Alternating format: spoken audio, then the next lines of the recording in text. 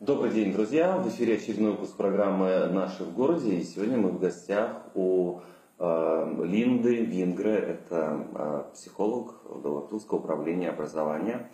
Здравствуйте, Линда. Šodien mēs pamēģināsim tāds variants. Es jums uzdodu jautājumus krieviski, bet jums atbildēt latviski, jums to vieglāk. Paldies. Значит, мой первый вопрос звучит так. Я учился в школе, и я застал и советское время, и застал уже свободную Латвию.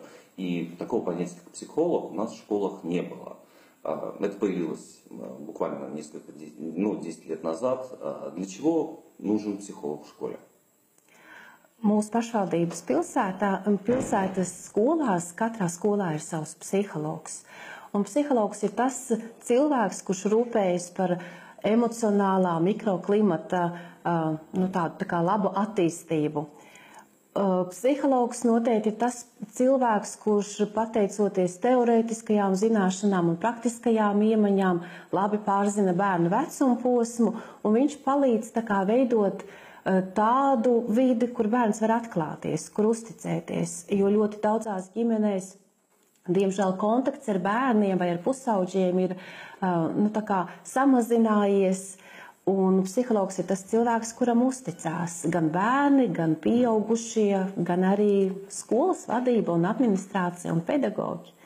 С какими проблемами чаще всего сталкиваются дети в школах? С какими проблемами чаще всего обращаются? Я не спрашиваю про конкретно людей, а мне хотелось поинтересоваться, общие проблемы, чаще всего. Lielākoties tās ir attiecību problēmas, attiecības ar vienaudžiem, attiecības ar pedagogiem, attiecības ar vecākiem. Konflikti, saskarsme, viss, kas ir lielākoties saistīts ar attiecībām, tās ir aktuālākās tēmas. Еще одна очень актуальная тема в наше время, по крайней мере, это такая псевдоигра, которая называется «Синий кит». Пришла она к нам из России. Главная победа в этой игре – это смерть подростка. Нужно выполнить какие-то определенные задания, и последним, заключительным – это самоубийство. К сожалению, эта зараза докатилась и до нашего города. Все мы знаем, что недавно с высоты 12 этажа упала девушка.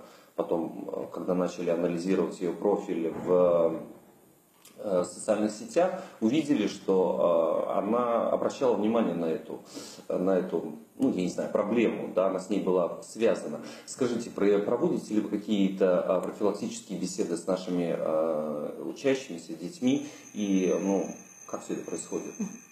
Es personīgi neveicu profilaktisko darbu, bet katrā skolā ir savs psihologs, ir savs sociālais pedagogs, un cik man ir zināma informācija, šī tēma ir aktualizēta arī skolās, ir vadītas klases stundas, kur speciālisti ir uzstājušies un runājuši gan par drošību internetā, gan par jaunajām digitālajām spēlēm un par to, ko varētu darīt. Protams, vēl viena laba iespēja būtu runāt arī ar vecākiem, izskaidrot vecākiem, kas ir šī spēle un kam ir jāpievērš uzmanība. Iespējams, ka kāda skola to arī ir darījusi. Нас будут смотреть родители.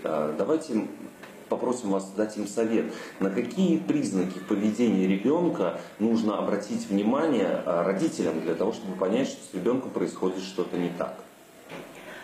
Parasti par to liecina bērna emocionālais stāvoklis. Ja bērns pārdzīvo kādas grūtības vai kādas problēmas, viņš noteikti sociālajos tīklos visbiežāk dalās un raksta, ka viņam ir depresijas noskaņojums vai viņam neko nevēlas, viņš neko negrib darīt. Protams, ir jāpievērš uzmanība arī tam, ka ir samazinājies bērnu intelektuālās spējas, ir radušās uzvedības grūtības vai kaut kādi ēšanas vai miega traucējumi. Šie faktori noteikti uzreiz rāda, ka kaut kas nav labi un kaut kam ir jāpievērš uzmanība. Вы по образованию детский психолог. Ваше общение чаще всего с детьми.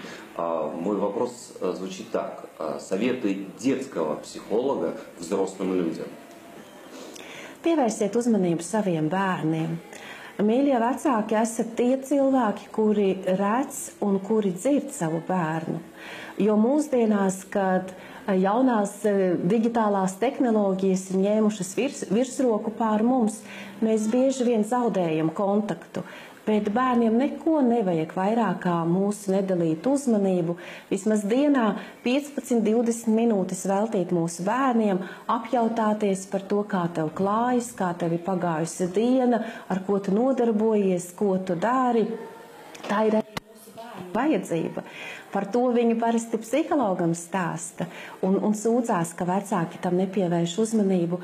Un ja mēs kā vecāki būsim pratuši klausīties mūsu bērnos, es pieņemu domu, ka mūsu ģimenēs nebūs problēma ar zilo vāli vai ar kaut kādām tam līdzīgām spēlēm. Еще главный совет, наверное, улыбайтесь. В нашем городе все-таки улыбки не достает многим нашим горожанам. Спасибо вам большое за интервью. Мы были сегодня в гостях у Линды Вингры, у психолога детского, которая только что дала советы и всем нам, взрослым. Мы же прощаемся до следующего вторника, до очередного выпуска программы «Наши в городе». Спасибо.